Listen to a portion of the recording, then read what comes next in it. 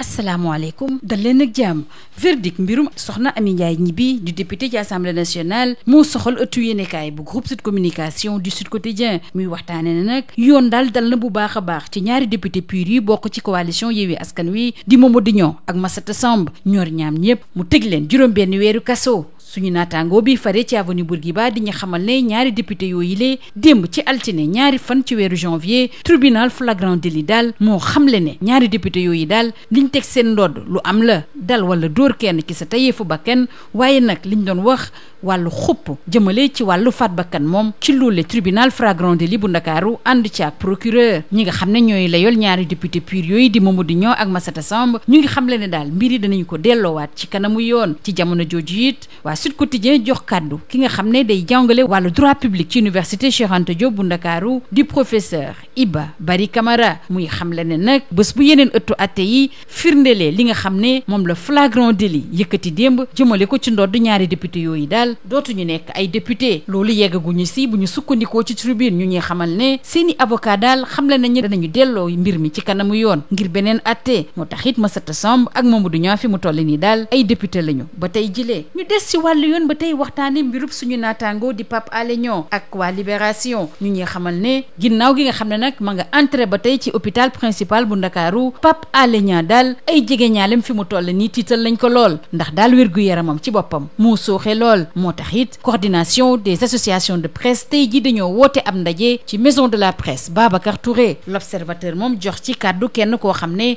day layool Pape Alé Niang di maître Clédor Ciré Ly moom it muy artu bu baax a baax ci wérgu yaramu Pape Alé Niang muy xamle ne rek ni mbir bi nag war na métti képp koo xam ne daal ci réewu démocratie ngay dund ci wàllu yoon ba tey jàpp leen ak waa Libération ne ki nga xam ne moo jiite bokk gis-gis di Pape Diop ne woon fi maire bu Ndakaaru ñàkk na téeméeri million ak ñeent fukk ci kopparu CFA li ko yóbbee nag mooy waa chambre d'accusation bi nga xam ne dafa niilal wàllu enquête bi nga xam ne moom lañ doon amal ci mbir mi ci kanamu gendarme yi Libération di ñu xamal ne homme d'affaires bi di Birama Dieye Sarr ñu gën ko xam ci turu ndaje xam le ne daal bile koppar dañ ko dénkoon ngir daal jox ko ay sëriñ ak it wàllu sarax te loolu yëpp ko sant nag du kenn ku dul Pape Diop bi jiite bokk gis-gis duñu jógee ci wàllu yoon dañ cey des ak ñaari député yi di soxna Aminata Touré ak Guy Marius Sagna yi nga xam ne daal seen mébét benn la mooy yóbbu ci kanamu yoon rawatina haute cour de justice fukki ministre bu ñu sukkandikoo ci le quotidien loolu yëpp jëm nag ci rapport bi nga xam ne moom la waa cour des comptes génne woon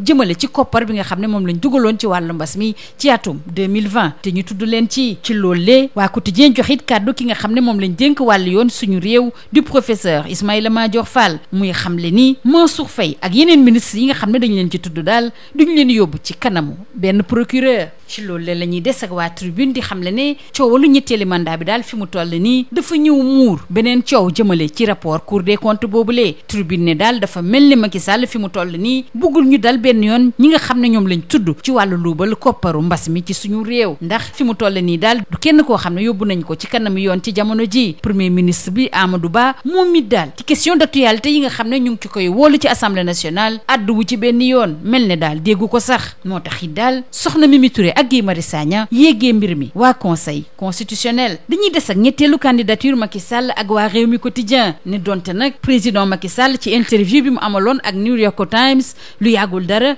te mu doon xamle ne mbir bi yoon mënu koo tere bokkaat ci atum 2024 ci élection ut bopp réew mi quotidien daal àndu ci ak moom keneen koo xam ne it àndu ci ak moom mooy professeur Babacar Gueye ak Amsatou Sow Sidibé ñoom ñaar ñëm nag ci njeexital ay bés bi àddu ci mbir mi dellu si njumte bi nga xam ne daal moo tax ba ñu bëri di xalaata wutal njiitu réew mi ñetteeli candidature professeur Babacar Gueye xelam màcc jëm ci wàllu droit constitutionnel di xamle ne président Macky Sall daal mi ngi ci ñaareel ak mandaam bu mujj ci bopp réew mi ci nekk ci bopp caisse de dépôt et de consignation di Cheikh Ahmed Tidiane Ba di xamal waa Laas ne daal amal na bilan bu am solo ci bopp boobu les sociétés liggéey na fa luy tolloog ñetti téeméeri milliards ci kopparu CFA Cheikh Ahmed Tidiane Ba démb ci altine gi nag dellu si na bu baax a baax mébétam ci at yi ñu jëm ñu des ak waa Laas ak waa l'Observateur dañu nettali li xewoon démb ci Ziguinchor étudiants yi nga xam ne ñooy jàngee Ndakaaru te bawoo foofu la ci Ziguinchor démb nag mer ba futt la ñu def moo taxi daal ñu sooxeel njàng meeg njàngale mi bu baax a baax teg ci it daal xajamalit dem beeg dikk bi ñoom nag ki ñu mere du kenn ku dul seen maire di Ousmane Sonko li ñuy xaar ci mairie ci Ziguinchor mooy mu fexe daal ba yeesal contrat location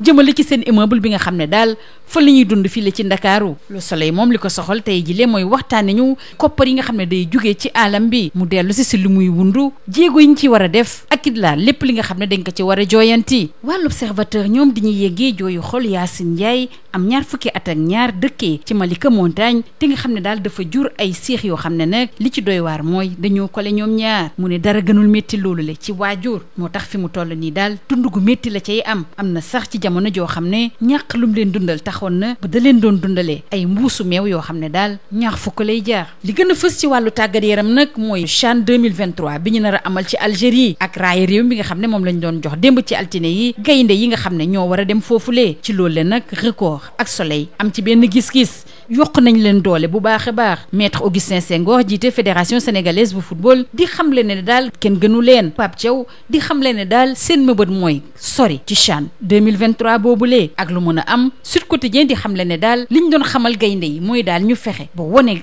càmbarteef ak it fit bu mot sëkk. waa Record moom di waxtaanee fukkeel ak juróom-ñeenteelu journée bu Premier League ak match bu am solo bi nar a am tey jile ci talaata gi ci diggante Arsenal ak Newcastle Arsenal bi jiitu ci classement bi Newcastle nekk ci ñetteelu place bi lii moo gënoon a fës ci ëttu yéenekaay yi ñu xëyandool ñu yendoog jàmm. Bonjour, verdict de l'agression d'Amy Gniby Ndiaye, d'homme justice sort la machette. C'est le titre qui barre la une de Sud Quotidien. Le confrère de l'Avenue Bourguiba informe que Mamadou Niang et Massata Samb sont finalement condamnés à une peine de 6 mois de prison ferme assortie de 5 millions d'amende dans l'affaire Amy Ndiaye Gniby. En effet, dans son verdict hier, lundi 2 janvier, le tribunal des flagrants délits de Dakar a reconnu les 2 députés du Parti de l'Unité et du Rassemblement Le Pur et élus sous la bannière de la coalition Yewwi Askan Wi coupables du délit de coups et blessures volontaires, tout en écartant l'infraction de menace de mort qui était également visée par le parquet. Les avocats de la défense ont annoncé qu'ils vont interjeter appel. Ce verdict intéresse au plus haut point la presse du jour qui en fait état. Le quotidien du groupe Sud Communication donne la parole à professeur Iba Barry Camara qui est enseignant en droit public à l'UCAD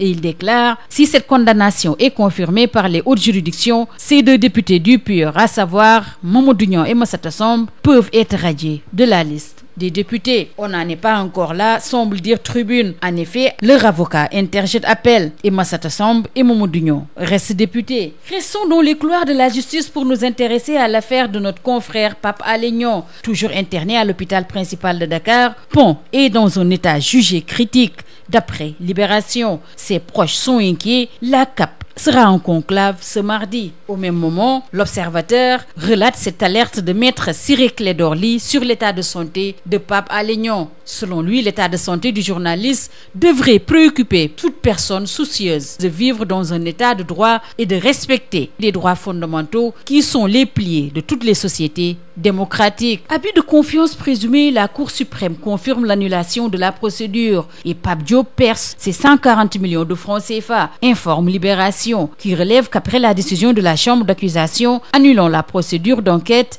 la Cour suprême a rejeté le pourvoi formé par le procureur général près la Cour d'appel de Saint-Louis contre l'arrêt du 25 août 2022. Face aux gendarmes, l'homme d'affaires Birame Dieye Sarr d'Indadji avait soutenu avoir reçu l'argent pour gérer, entre autres, les marabouts et des offrandes à la demande du leader de Bokk Gis Gis. Parlons toujours justice avec Mimi et Guy Marius Sagna qui veulent traduire 10 ministres devant la Haute Cour de justice. C'est le quotidien qui s'intéresse ainsi à la mise en accusation des ministres épinglés. Le confrère n'a pas manqué de relever que l'institution n'est pas fonctionnelle et donne la parole au ministre de la Justice Ismaïla Madior Fall qui précise, je cite, Mansour Faye et les autres ministres ne seront traînés devant aucun procureur. Au même moment, Tribune est d'avis que le 3e mandat éclipse le rapport de la Cour des comptes quand Macky cherche à couvrir les voleurs. Le confrère de signaler que les demandes d'ouverture d'informations judiciaires sont au point mort et que Amadou Ba, le Premier ministre, fait la sourde oreille sur les questions d'actualité. Après moult tentatives, Mimi Touré, l'ancienne Premier ministre, et Guy Marius Sagna saisissent le Conseil constitutionnel. La troisième candidature de Macky intéresse Rewmi Quotidien, qui alerte sur l'obstacle juridique qui est une réalité. Dans une interview récente au niveau du New York Times, le président Macky Sall faisait remarquer qu'il n'y a pas d'obstacle juridique à sa troisième candidature en 2024.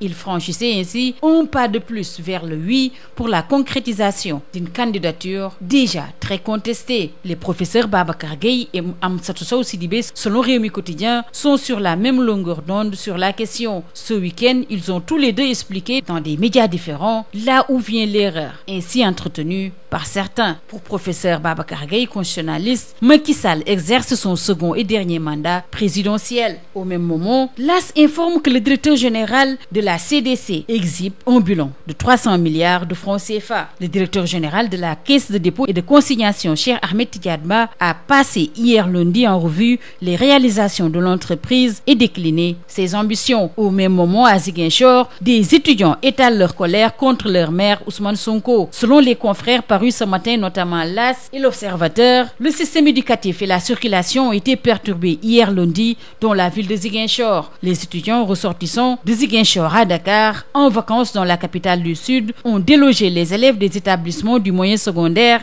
et brûlé des pneus dans les rues pour, disent-ils, exiger de la mairie de Ziguinchor le renouvellement du contrat de location de leur immeuble de résidence. Le Soleil s'intéresse ce matin à la finance verte et revient en détail sur les apports et les défis de ce concept. Selon l'astre de Anne, la finance verte est à la mode. Il signale par ailleurs qu'il n'y a pas de concurrence avec la finance classique. L'Observateur compte la douloureuse épreuve de la mère de deux bébés siamois à Malika Montagne. Yacine Ndiaye, 22 ans, maman de jumelles siamoises, de confier à notre confrère voir ses enfants reliés est une épreuve très douloureuse. Et ajoute: je n'ai presque plus de vie, et à un moment donné, elle les nourrissait avec des sachets de lait de 100 francs, faute de moyens. Intéressons-nous à présent au CHAN 2023 avec la remise du drapeau aux lions locaux qui sont gonflés à bloc d'après Record et Le Soleil. Maître Augustin Senghor, le président de la Fédération sénégalaise de football, de lancer: personne n'est meilleur que vous. Au même moment, leur entraîneur Pape Thiaw déclare: on a l'ambition d'aller le plus loin possible.